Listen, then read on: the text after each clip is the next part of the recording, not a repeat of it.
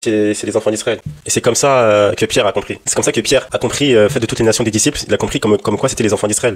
Assalamu alaikum, je vous espère bien. Il est fréquent que les élèves fidèles à le maître se contentent de reproduire les enseignements sans jamais soumettre ces derniers à un véritable examen critique. C'est précisément ce que fait ce jeune homme, Bakari, plus connu sous le nom de Baki, disciple d'Ismaël el-Hanifi, qui se borne à reprendre avec une loyauté aveugle les raisonnements circulaires de son mentor. Comme nous allons le constater sur un point que j'ai déjà démontré comme erroné, Baki ne fait que s'enliser une fois de plus dans les mêmes impasses intellectuelles. À tout de suite.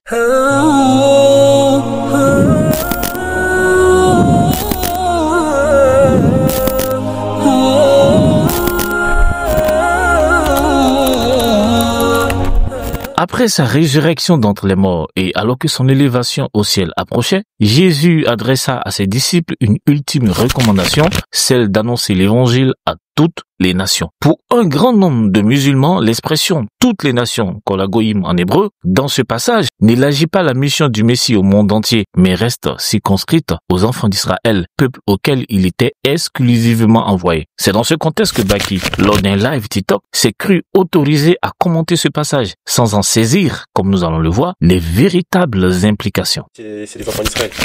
Et c'est comme ça que Pierre a compris. Ouais, Ismaël, c'est mon professeur. C'est comme ça que Pierre a compris, fait de toutes les nations des disciples, il a compris comme quoi c'était les enfants d'Israël. Dans Acte 10, verset 42.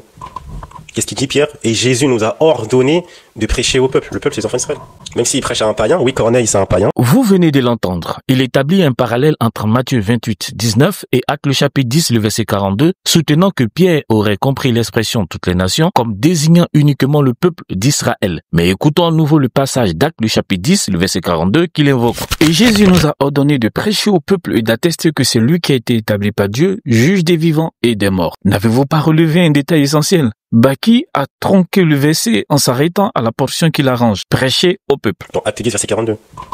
Qu'est-ce qu'il dit, Pierre? Et Jésus nous a ordonné de prêcher au peuple. Le peuple, c'est les enfants d'Israël. Or, la suite immédiate constitue le premier écueil dans lequel il s'est lui-même engagé. Le verset précise que les disciples devaient prêcher et attester au peuple que c'est lui, Jésus, qui est le juge des vivants et des morts. Pourquoi n'a-t-il pas cité la suite du verset? Et qu'est-ce que cela implique relativement au sujet qui nous occupe? Nous allons y revenir dans quelques instants. Mais il faut tout de suite préciser que ce procédé de tronquage ne lui appartient pas entièrement. Comme nous l'avons souligné, il ne fait que reproduire presque mécaniquement l'analyse biaisée de son mentor, lequel, en abordant la question, s'était déjà vu contraint d'amputer le verset de sa totalité. Voici ce que disait son maître et que nous avons déjà dénoncé.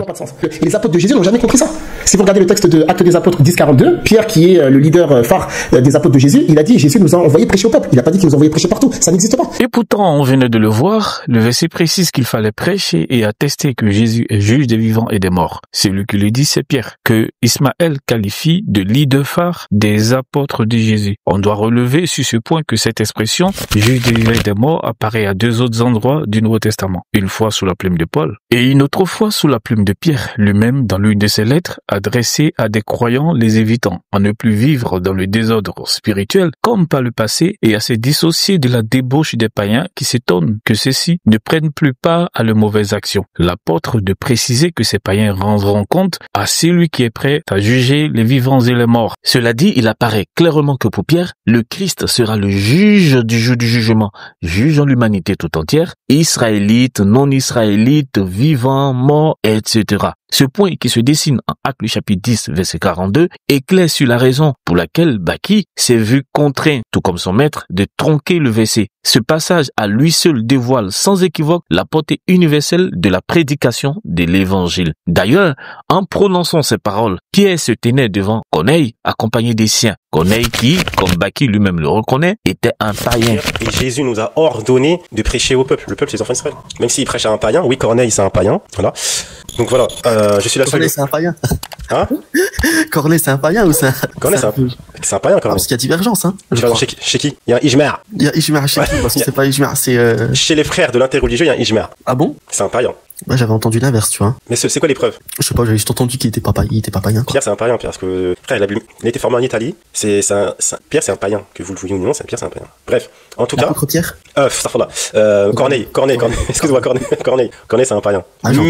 Mais il a été prêché pour plusieurs raisons. Peu importe les mille et une raisons que tu pourrais donner, cela ne changerait strictement rien au fait que l'évangile fut prêché à des païens. Dès lors, lorsque Pierre s'adressa au peuple d'Israël, bien avant sa rencontre avec Corneille, que le déclara-t-il précisément? A-t-il jamais laissé entendre que toutes les nations mentionnées en Matthieu 28-19 se réduiraient aux seuls Israélites? Pour répondre à cette question, remontons de quelques chapitres dans le livre des Actes des Apôtres. Au chapitre 3, Pierre se trouve en compagnie de l'apôtre Jean et tous deux se rendent au temple de Jérusalem. Là, il croise un homme infirme de naissance, connu de tous pour sa condition, qui mendiait à l'entrée. Par leur entremise, cet homme est miraculeusement guéri. Émerveillé, la foule se presse autour des deux apôtres, s'interrogeant sur l'origine d'un tel pouvoir. C'est alors que Pierre, prenant la parole, leur présente Jésus comme l'accomplissement des promesses messianiques contenues dans le Tanakh. Et là, détail capital, il déclare à ses compatriotes: vous êtes les fils des prophètes et de l'alliance que Dieu a conclue avec vos pères lorsqu'il a dit à Abraham: toutes les familles de la terre seront bénies en ta postérité. C'est à vous, premièrement, que Dieu, ayant suscité son serviteur, l'a envoyé pour vous bénir en détournant chacun de vous de ses iniquités. En la circonstance, Pierre cite la promesse qui a été faite à Abraham en Genèse chapitre 12 verset 3. Genèse chapitre 18 verset 18, Genèse chapitre 22 verset 18, promesse qui sera répétée à Isaac en Genèse chapitre 26 verset 4 et à Jacob en Genèse chapitre 28 verset 14. Ce passage des Actes révèle que Pierre, en s'adressant au peuple d'Israël, qui sont les fils des prophètes et les héritiers de l'Alliance, réaffirme la portée universelle de la promesse qui a été faite au patriarche Abraham: bénir toutes les familles de la terre par sa postérité. Il ne s'agit pas ici d'une bénédiction qui sera confinée seulement à la descendance d'Israël, mais bien d'une bénédiction qui est destinée à l'humanité tout entière. Cependant, et c'est intéressant, Pierre il insiste, cette bénédiction universelle devrait être accordée premièrement au peuple d'Israël avec la venue du Messie. Autrement dit, l'élection d'Israël n'est pas exclusive, mais chronologique. La grâce qui leur a été offerte l'a été en premier avant d'être étendue à toutes les autres nations, conformément au mandat donné par le Christ de faire de